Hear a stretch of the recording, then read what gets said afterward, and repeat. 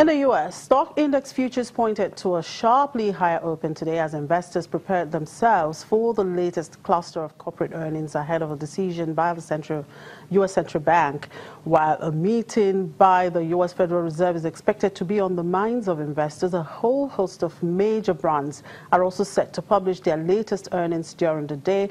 Looking at index futures, the Dow Jones Industrial Average futures, of course, rose to triple digits. That's at 6 a.m. Eastern Time today.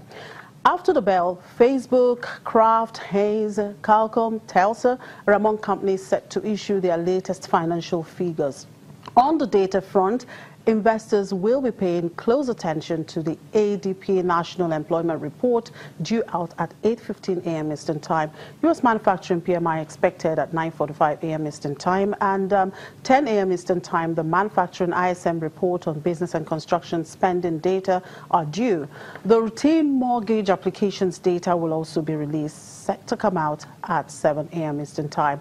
On the central bank front, the U.S. Federal Open Market Committee is due to kickstart the second and final day of its regular monetary policy meeting. Investors will be looking out for the FOMC's announcement at 2 p.m. Eastern Time, which will include an interest rate decision and commentary on the state of the U.S. economy. Speaking of the Fed, President Donald Trump is expected to announce his pick for the next chair of the central bank on Thursday.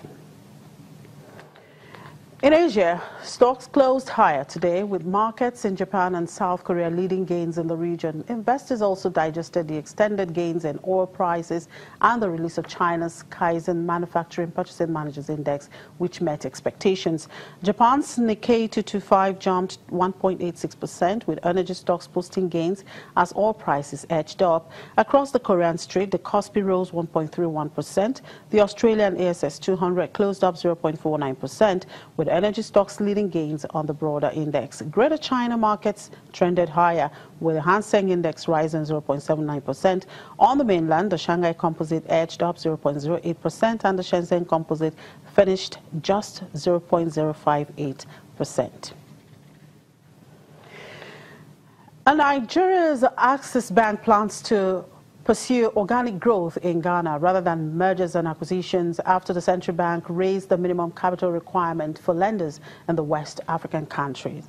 Ghana Central Bank in September raised the minimum capital required for banks threefold to 400 million cedis as part of measures to ensure financial stability, and lenders have until the end of 2018 to comply.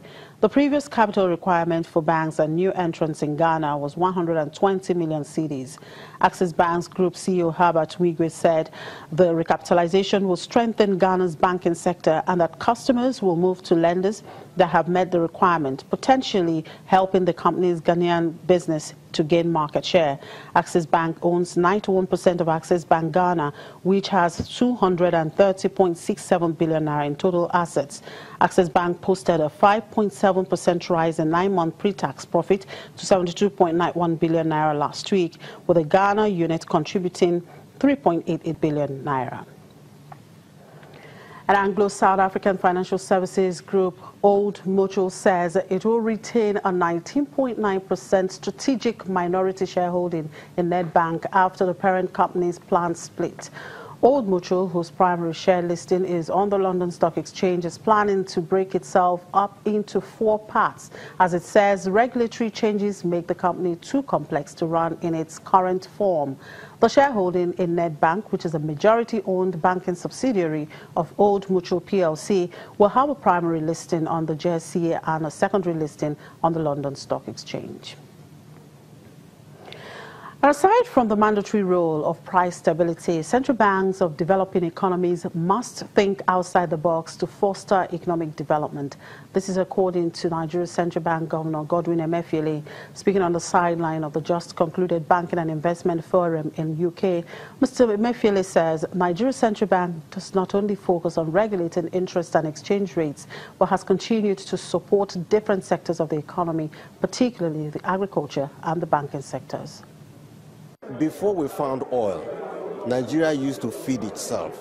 Nigeria grew its own rice. Nigeria grew its own groundnut, cotton, palm oil, to the point where we exported these items. Now, we found petrodollars, And so we abandoned this and began to import. Now petrodollars has disappeared, and the president said it is time to go back to the farms. And it is already showing results with the support that we have given by making sure that we make funding, financing available, not just to the primary farmers or not only to the small farmers, we're also providing funding to even private sector, large corporate institutions that are ready to go do farming. Not just about rice. We're looking at sugar, we're looking at maize, we're looking at different other crops and the rest of them. Those are the kind of interventions that the central bank in a developing economy like ours need to do at a time when you want to create jobs and improve the wealth of your people in the rural community. How do we avert another banking crisis? See, the point is this. First, let me say there is no banking crisis. There is global crisis, right? But the point is that when in the middle of any global crisis, there will always be weakening of all sectors. In this case, the banking sector. And what we are doing is to ensure that we continue to nurture the banks, make sure that their strategic health remains good for them to be able to support development because they are catalysts to development. Godwin Emefiele, Nigeria's central bank governor. We'll take a quick break. When we return, private equity investors laud President Buhari's reform efforts. To stay with us.